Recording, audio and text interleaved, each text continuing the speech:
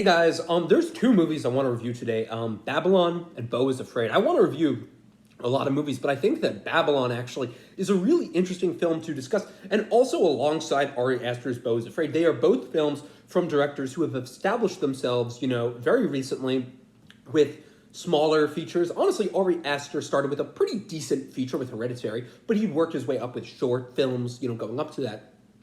And with Babylon, Damien Chazelle also started his way with short films. He started with Guy and Madeline on a Park Bench, which became La La Land, but before that he did Whiplash, a small film, also was a short before. And he kept expanding. He went from Whiplash to La La Land to First Man, which was very different from what Damien Chazelle has done. And honestly, I think First Man is a terrific film. Like, really, it's so great. And it's crazy that he directed it because, he's known for making these epic musicals or films with musical themes. But First Man was really great. And it's honestly a favorite movie of mine. I mean, just because it was very underrated, I felt, when it came out. Yeah, it got a lot of reviews, but people don't talk about it now as much. It's kind of like, who talks about First Man? So he made his recent film, Babylon, after much discussion and deliberation on what this film was going to be about. We finally got it last December, and I remember seeing this movie. It was the first movie I saw in a theater in January. I saw it like January 4th. 2023 in a big theater in New York City. It was one of the first movies when I moved to New York City too. I watched in the theater. It was great. Saw it in 70 millimeter. Not that that made like a massive difference. I did think it kind of added to the nostalgia of seeing a movie, about old Hollywood in a great theater. I saw it in the Art Jaffe Theater in New York. And just seeing it on 70 millimeter definitely added to the experience. Babylon is entertaining, but I gotta say it is flawed, and it's flawed in a way that, looking back on it now, I'm still understanding that those flaws they were present when I watched it and they're present now. It overall is very stylish. I think Damien Chazelle got excited because he got a lot of acclaim. I mean, hell, he got like 3 Best Picture nominations in a row. He was probably given a blank check to make whatever movie he wanted. And he made a movie that is very much fun to watch. It does kind of tend to drag at parts, and the characterization also tends to kind of like sway a bit and feel a bit cheesy. Like Margot Robbie's character is probably the most established character, but even, her, like this many subplots involving her feel very, like they just force them in. This is a 3-hour movie and they're trying to deal with so many characters, so that's a reason it kind of feels overstuffed. I think when it comes to Babylon, we can discuss how there's a difference between having a good, fun movie and a great movie. Like, this movie is certainly fun. It has a great score, beautiful cinematography, which keeps you engaged for, I'd say, like, the first hour and a half. It's really, like, good at building up energy, especially because they keep adding conflict. Like, the first hour is so good. It's all just building up. For the first, like, 30 minutes, it's a giant party sequence, which, it's funny, it kind of reminds me of The Idol. Like, they both have that same flashiness to it where they're about, here's the real life of stars, But Babylon is set in the 20s. But it is kind of doing what The Idol did. The only difference is that, Babylon does lean a lot into its characters, I feel like. I mean, I'm not going to really go into The Idol right now, but it's more of just, like, excessive with its flashy nature. And, that's about it. The characters are not that deep. Margot Robbie's Nellie Leroy, like, I don't think they give her enough to care about her. Even, the main character played by Diego Calva, Manny, you don't get, like, a ton to really care about him or his backstory. You just get that he wants to make movies, he's here, and, like, he's kind of the protagonist, the audience's eyes, basically. We watch the movie through his eyes, and by the time it ends, you really just feel that he's kind of like a bland protagonist. Same with Brad Pitt, same with Margot Robbie. It's just that the movie is so fun. It has a great score. Like I said, the pacing is pretty decent.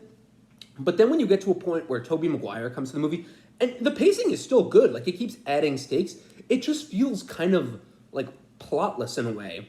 And then it gets to a point where it ends with like people being killed, and I feel like they're trying to explain how, actors get corrupted by Hollywood, or that there's this sense of, it's funny, it's telling the same story of Singing in the Rain, but like it's so R-rated. It's going from when movies were silent to when they were talking. And I really just think Damien Chazelle just wanted to depict this time period. He ended it with a really great montage that I enjoyed. It just really does feel like a kind of like a film boys like movie. Like, he made it because he's like, this is cool. Look, it's movies, but really the characters in it are not that deep. I mean, Jack Conrad's character is so, like, kind of vague. There's one scene that kind of emphasizes this where, like, the reporter character, is talking to him, played by Gene Smart, and it just feels like so forced, that whole scene where she's talking about how like he's gonna fade one day, and I feel like there's a whole general idea that Damien Chazelle's trying to convey. It just doesn't come across emotionally as much because it's so stylish and so flashy that I feel like it's very easy to get lost in that.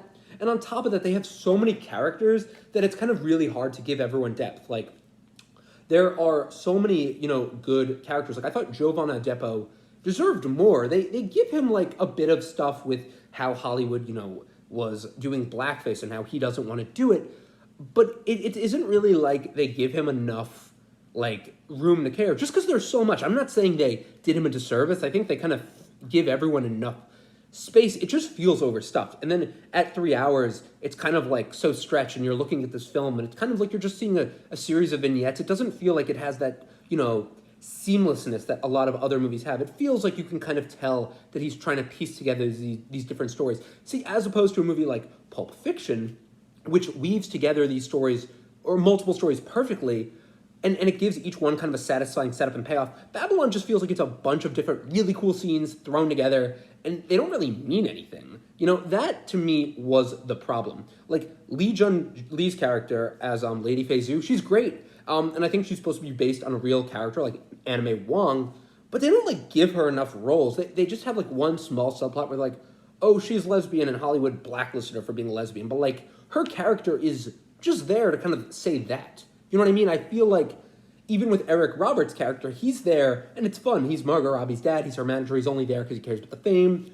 But there isn't like a payoff with that. They also introduce Nellie Leroy as having like a mother who's in an insane asylum. That also doesn't get paid off.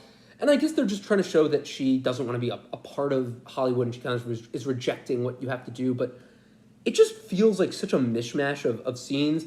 And a lot of them are, like I said, beautifully shot. But then in the end, when it's over, you're just like, well, it doesn't feel like it was so deep. And honestly, thinking of it now, I remember the characters' names, but I only thought the first like hour and a half maybe was good. Every time they're on a film set or they're depicting how like tough it is to make a movie, it's pretty fun. It's pretty good use of filmmaking, but I think a lot of the other stuff is just filler, and you can tell because Damien Chazelle's bringing a new quality to film when he's actually showing you how movies were made in the 1920s, and he's using his style to show that. But I think all the other stuff is really just filler, and it sucks because it's a 3-hour movie that could be a little more entertaining, but it does kind of tend to lose you in the last hour. So let me know what you thought of Babylon. And yeah, let me know any other movies you guys like or recommend. Thank you so much for watching, and I will see you guys later.